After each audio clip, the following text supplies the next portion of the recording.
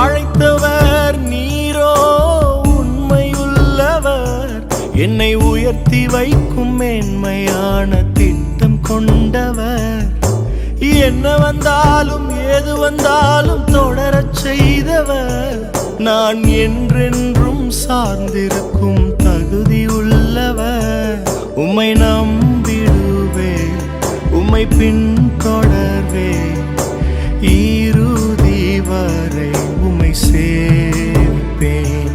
உம்மை நம்பிடுவேன், உம்மை பின்தொடர்வேன், இறுதி வரை உம்மை சேவிப்பேன்.